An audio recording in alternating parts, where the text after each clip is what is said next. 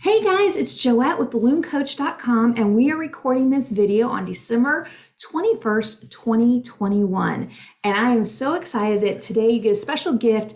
Jenny Porter, who is from Canada. She is an amazing balloon stylist, and she actually served as our photo stylist at Balloon Boss Summit 2021 in Orlando in November. And a lot of people asked her how she makes the beautiful tassels that she does on her balloon decor. So she decided as a bonus to give you guys this free lunch and learn terrific tassels today. So I want to thank Jenny for her time and for sharing this with us.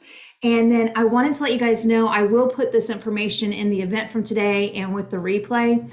But the things that she's going to need today for your balloon tassels is that you'll want ribbon that's 7/8 inches, tissue paper that's 20 centimeters by 20 centimeters, filler paper, scissors, staples, and a stapler. And then she's got these great directions that kind of show you how to do things. So I just want to let you know that as she talks today, that you will also get access to these directions after the fact. So wanted to make sure you guys know that those are coming your way. And I'm going to stop sharing my screen now so that you see Jenny and what she has going on. So Jenny, take it away. Thank you so much. No worries. So I'm Jenny Porter. I am owner and operator of Three Sparrows Balloon Studio in Ontario, Canada. So as I look at my window, it's nice and snowy where we are.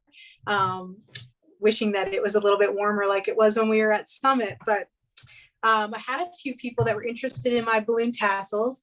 I honestly believe that the best way to make money is by doing it great and doing it fast.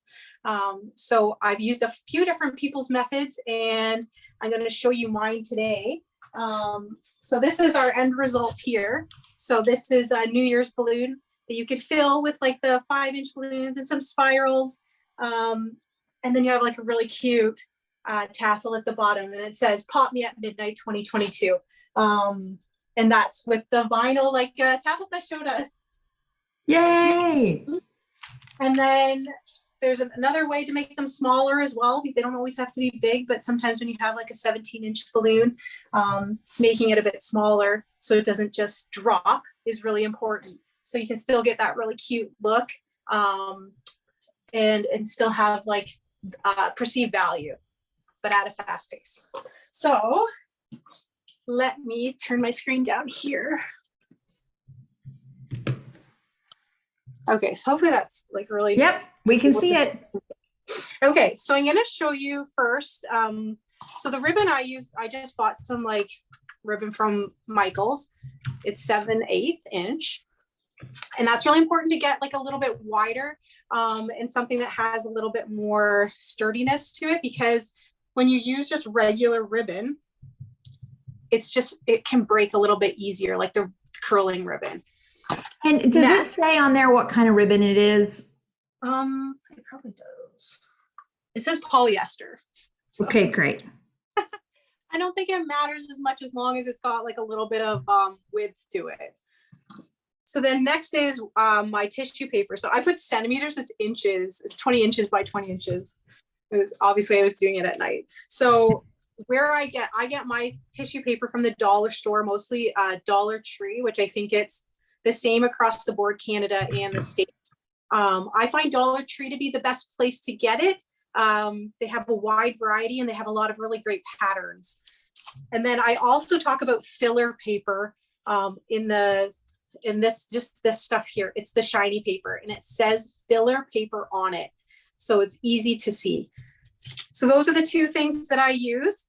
So next it's really easy. So the step one that you would do is to get all your paper and open it fully, which I pre-did because I didn't want you to just watch me open paper, but you do 8 sheets. So I usually start, you just pick any color at the front, and then I'll put a pattern and then another just like easy page, and then your filler paper. Patterns. The thing I'll say about patterns is don't pick a pattern that's massive. You're cutting these strips into like 1/2 inch. If you pick something that's a huge pattern, it'll just get cut. So you can see this would be a great one. It's super easy. It won't matter what it looks like in 1/2 inch, as well as this one has just got like those glitter pieces in it. And then this one is the same. It's just a regular pattern. So this is 8 pages total. So once you have your 8 pages, what I do is, because they're always different, right? Depending on what pack you get it from, I'll fold them in half just so that I have my center.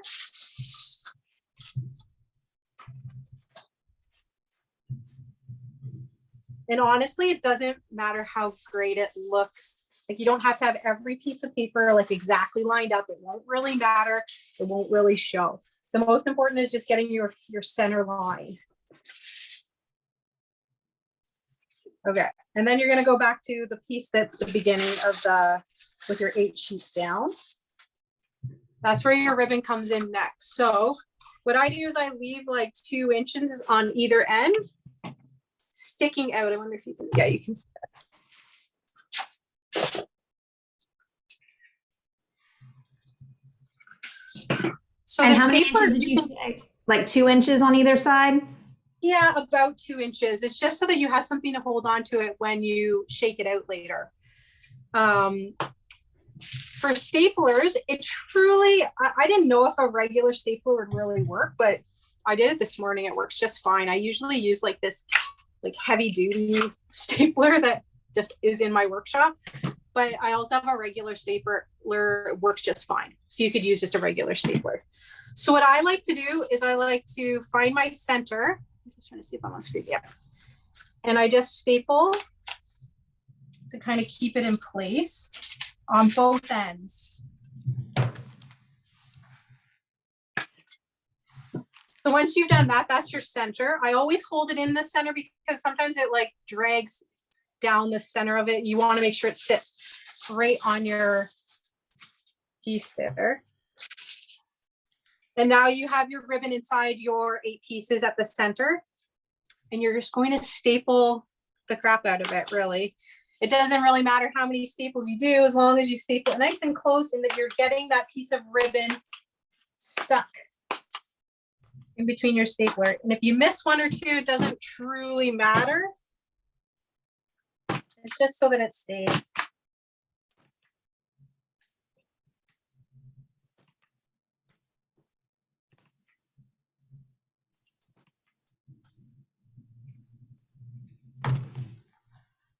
That must sound weird on camera. Just stapler. I know, isn't it funny to be like, okay, I'm doing this in front of people. You're doing a great job. It looks good. Just do it all by myself. So these staples that I have in here are a little bit bigger. So like you just got to make sure that they're sitting downward. Whereas if you use like a school stapler, you won't have that issue. You just don't want to poke yourself later. Right? Or the balloon. It's happened more than you can imagine. Okay, so that's how it looks. So you could pre-make these and just lay them flat so that you have them ready to go. I don't really recommend pre-cutting them and laying them if you're not going to use them, just because they'll get wrinkly, or more wrinkly than this will be. So if you're ready to use it, you're going to start cutting it. Joanne asked me last night, do you use a rotary cutter? And I was like, you know what, I'm going to try it. I find that it didn't cut all the way through, but if you had one that was probably better than this, it would go through no problem. I find it easier with the scissors. So I have a pair of scissors I allot to just tissue paper so that it doesn't go dull. And just to, that's the Fisker scissors that are probably for fabric, correct? It's the really nice heavy duty ones. Yeah. Yeah, they're a little bit more expensive, but with the Michaels coupon, it wasn't too bad. There you go. So what you're going to do is you're going to cut your pieces into like 1/2 inch. It doesn't have to be pretty or perfect.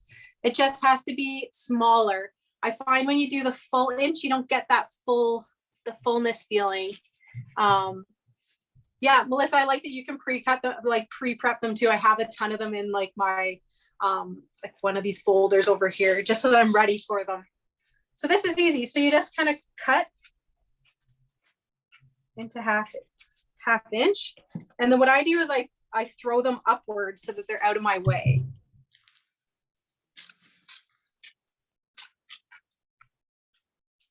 So you can cut through the ribbon. That's what's good about having a ribbon that's a little bit thicker. So if you make a cut and it's through the ribbon, it doesn't matter. Whereas if you have a smaller, thinner ribbon and you cut through it, this is garbage because you cut too far. I like using the staples over, I've seen people use hot glue. Hot glue will take, it just takes too long. It does the same thing though. This will take me like 2 minutes to do. Cool. So do you want me to talk while you're doing that? Yeah, you may as well. Okay, cool. So one of the things that I want to throw out for those of you who are balloon professionals who have wholesale accounts, you can also buy your tissue from your balloon distributors. Many of them have tissue metallic sheeting.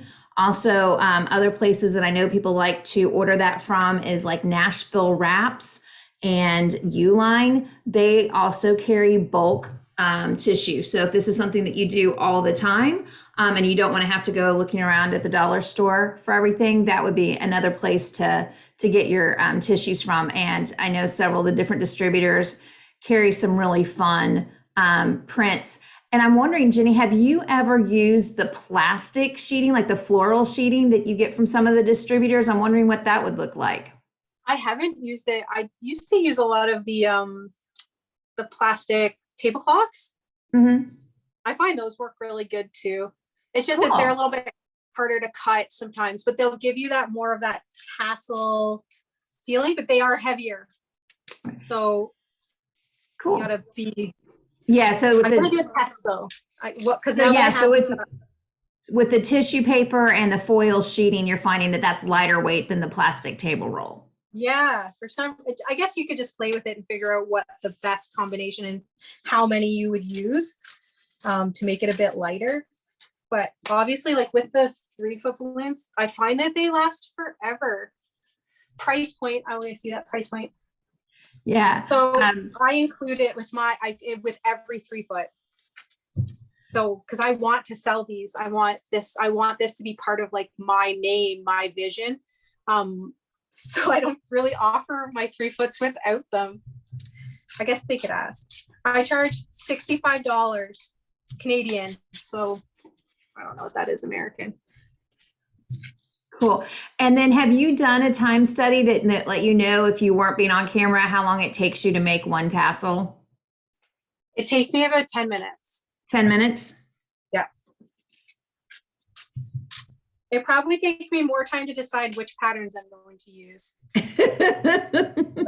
I get really excited. I don't know. I really love trying to see like what colors will go or how I'm going to match it. Well, and that's something too that people could even do is, I mean, obviously all 8 pieces could all be the same color if that's what the person wants and they don't want the high glam look of all the things. But with your having the variations of the different types from metallic to the tissue and having the different designs in it, it makes it more of a designer look, correct? Yeah, for fun. I find my clientele doesn't really balk too much at price. Gotcha. And that's how I sell it, is with these. It just makes it more fun. I think it's kind of boring with just like the fishing line or the string, unless that's what they want. Right. But I'm going to encourage you to look at your pricing, because I always tell pricing at the beginning of the year and every quarter. We should always look at our pricing. But the pricing of what you sell a 3-foot with a balloon tassel is going to vary based on your overhead costs for your business and your cost of helium. Because when Melissa did the conversion for us, $65 Canadian is $50.30. And in the United States, most people are selling a 3-foot helium balloon for at least $75 just for the 3-foot alone, due to the price of helium. So that would just, the caveat that I would say on there is you want to make sure that you look at that. I never think of American to Canadian. I just obviously think about what they hear. But I find my clientele is getting to be like a higher end clientele, so I probably could get away with more. So it's a good thought. Yeah. And also, because we've been dealing with all the challenges with social distancing and supply chain, it is a great time to be able to up your prices, because you can just use supply chain as your excuse and nobody's going to even know the difference, because Yeah, it's But, totally and it honestly, and that is, I mean, a lot of us haven't looked at our pricing in the last year, even though we should, because our supplies have gone up. The cost of our latex, the shipping, everything has gone up in the last year. So something we can always look at. So now I cut it all the way through. This is what it looks like, right? Super, if you hung it like this, it would look super boring. So this is like I find it the fun part. You're going to shake it, but you're going to not like vigorously shake it like you're shaking a can of like something, but you're just going to give it a good shake. Like, don't be worried, it's not going to break. And then what you're going to do is you're going to flip it over. You're going to find your other side with your ribbon. If I can find it. And you're going to shake the opposite way. Shake, shake, shake. We need to put music to this. Yeah, like there's no, you literally can shake it vigorously. It's okay. And that's how it's going to get full. So that's the finished product. Like if you think that it still looks flat, then you shake it more. That's why I wouldn't pre-do them. Like I've got one back here pre-done, but I'll probably use it over the weekend. And so you can't see it, like even though the spine is there, so there's the spine of it, you can't see it. So it's nice and like full. That is a beautiful design. I love it. That's it. It's not that hard. You can get super pretty things that don't take much time. All right. So perceived value, that is incredible and looks great. And definitely can add a lot of value to your designs. I love it. Yeah. So here's a different color one, just so you can see, like you can't see the spine. And once you attach it to your balloon, which I can show you how I attach it if you want. That'd be great. Let me go run over to my machine. I'll just blow up by here. Show you. And Tabitha, I agree. $25 per tassel is a great plan with how full and beautiful they are.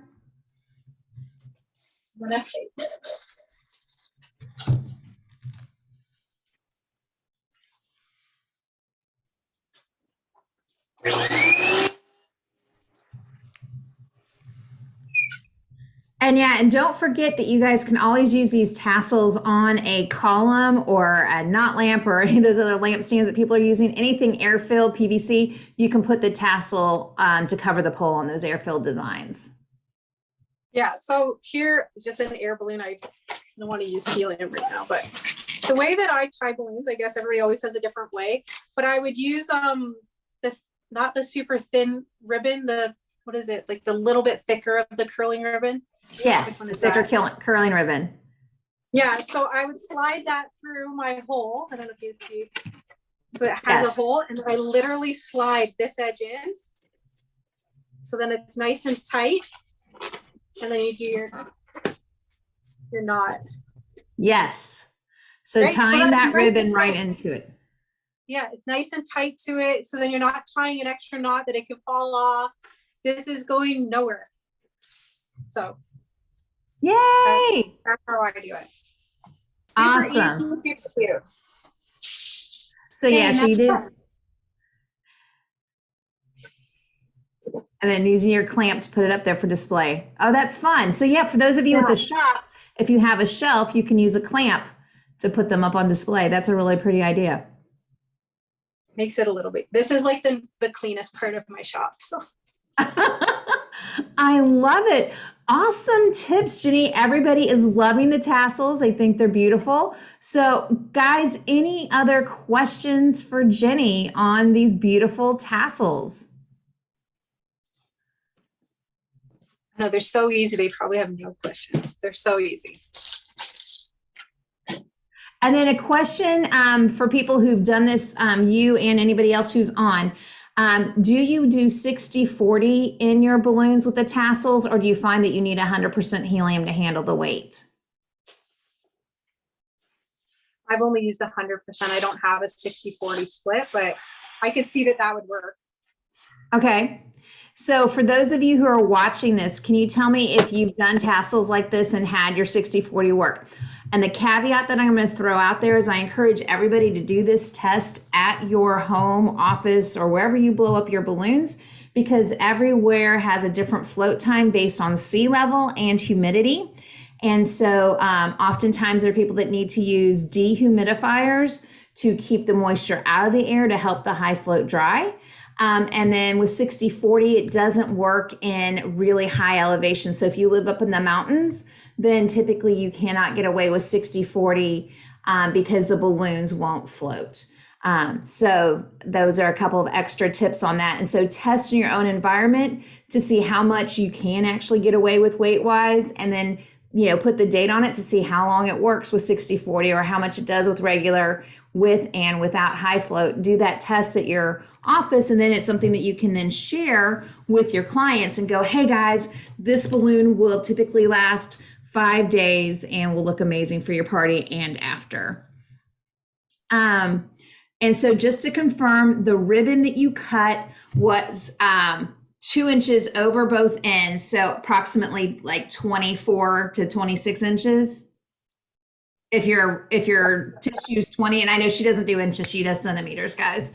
So. The other thing is, the other reason why you want to leave like a 2-inch amount there is that if you wanted to put 2 of those tassels together, you would tie the ribbon to the ribbon so you get it longer. That's the other reason. So whatever size tissue you get, when you put the ribbon down, you need to have at least 2 inches on either end of your tissue. So just add 4 inches to the total length of your tissue. And then a question came up, if you don't mind sharing, is how much do you typically charge to put that extra vinyl on? Do you do it by letter? Do you do it by word? Like, how do you typically charge for that, if you don't mind sharing? I know this isn't on vinyl, so. No, that's okay. We all use vinyl. So I charge by the actual decal. So this one I'd probably charge $10 to $15 add-on. But what I would do, for those watching, I would encourage you to double that. Yeah, see, I normally would charge it based on, because I'm going to make these as like a lump. So I'm going to put it all into one incumbent price. Cool. So basically what I hear you saying is you'll show that picture, pop me at midnight, and instead of going, it's this, this, and this, you'll say the total effect is $125 or whatever price point you end up at. Yep. And what I'm going to do is I'm going to take some nicer pictures and I'll give those to Joette, and you guys are welcome to use them for your own selling for New Year's. Cool. And so, yeah, the ribbon that she used to set the binding up is called 7/8. So 7/8 ribbon. And it's more of a fabric-y kind of ribbon. It's not your curling ribbon like you get to put on balloons typically. It's a 7/8 ribbon. This one said that it was poly, right? Yeah, this one's polyester. I just literally grabbed it from Fabric Plan. I was like, yep, that'll work. So. And Tabitha says it's typically like a number 3 floral. Perfect. Tabitha would know. So that's perfect. That's awesome. So Jenny, thank you so much for these awesome tips. It's so gorgeous.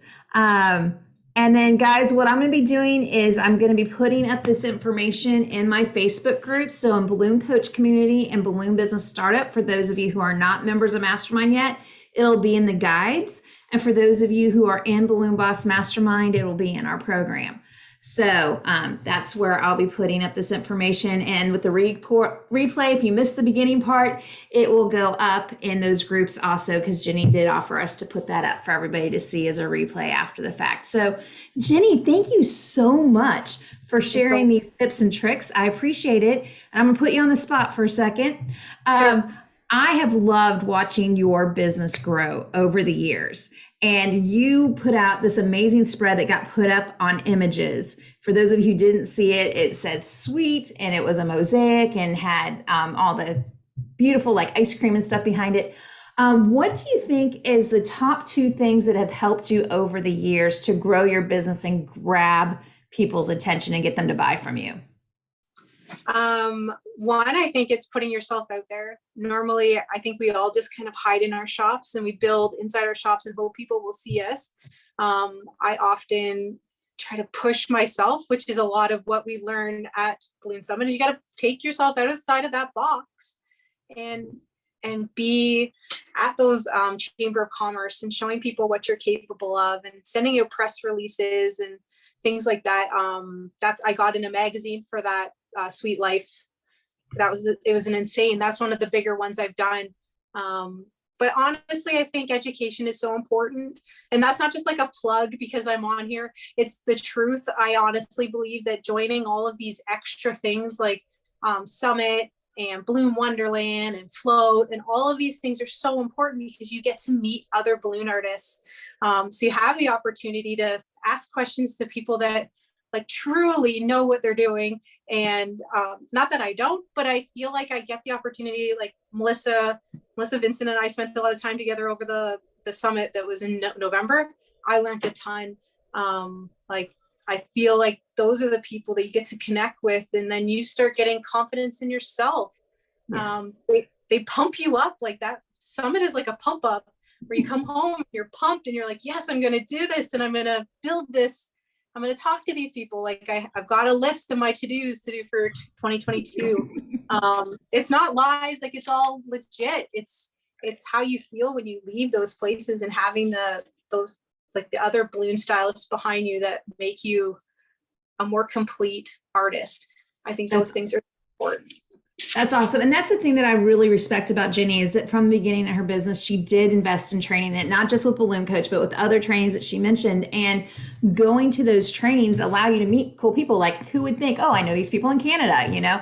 Yeah. So it's a really amazing industry. So anybody who watches this, if you're new to the industry, the number one thing you want to do from the get-go is charge more than you think you should so that you can put money in the bank for training, so that you can go meet cool people like Jenny and other balloon professionals and get tips and tricks from them to help you grow your business, and then put yourself out there. So many people hide behind a computer. And so that's not going to make you money. Yes, there are algorithms and SEO and things that you can do, but you need to get out there and show people what you want to sell. So, Jenny, thank you so much for sharing all these great tips and hints. Are there any last minute things that you want to tell somebody before we stop the recording?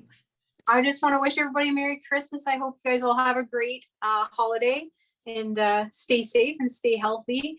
And hopefully we'll see you at Float or Balloon Wonderland or the Big Build in Indiana I'm going to, and then Summit in November. So all those things. Yay. So Jenny will be at everything. I love it.